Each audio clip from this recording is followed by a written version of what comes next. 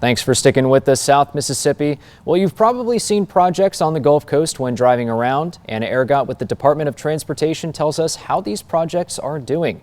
Now, Anna, before we dive into everything, just want to say thank you for joining us. And how are you doing this afternoon? I'm doing well. Thanks so much for having me. Of course. Glad to hear you're doing well. So let's dive in, starting off with the I-10 projects. What updates can you give us on that? And then are there any traffic updates that folks should be aware of?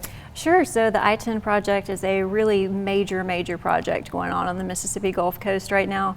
Crews have made a ton of progress with that project. They are really concentrating efforts right now on the westbound side. So as you drive along I-10, you'll see crews placing stone base in the existing median. And they place the base in order to then create a foundation for the asphalt to be laid on top. So that's going to be where the additional lane is built. And also crews are now starting to shift traffic on the eastbound side over to the recently widened shoulder on that end so that the same work can take place on the eastbound side. And of course, that project has a few other components to it, including a noise barrier wall and a multi-use path that are going to be constructed close to the Diamond Head exit. So gotcha. Next week, we will have a closure, a nighttime closure on the Kiln Delisle Road right underneath the I-10 overpass. That's going to be on Tuesday and Wednesday nights. Okay, gotcha.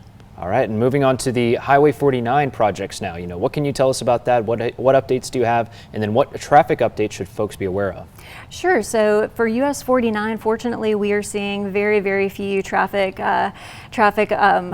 impediments to that job. Crews are right now concentrating efforts on the southbound side, and just like the I-10 work, they're building that lane and they're placing stone base right now all along the southbound side, and then that will be covered with asphalt. A little bit differently from the I-10 project, these lanes are being built towards the outer edges of the existing highway. So as far as what people should be aware of, there is a concrete barrier wall in place right now, and always it's just a good idea to let people know that our road workers do dangerous jobs, and to always watch out for our crews, slow down, and be extra careful in work zones. Absolutely. And then finally, last but not least, the railroad leveling projects. What can you tell us about that? Sure. So there is a pilot project going on in Long Beach right now, and that is it's taking place on local roads, but MDOT has provided the city with some funding in order to do that project.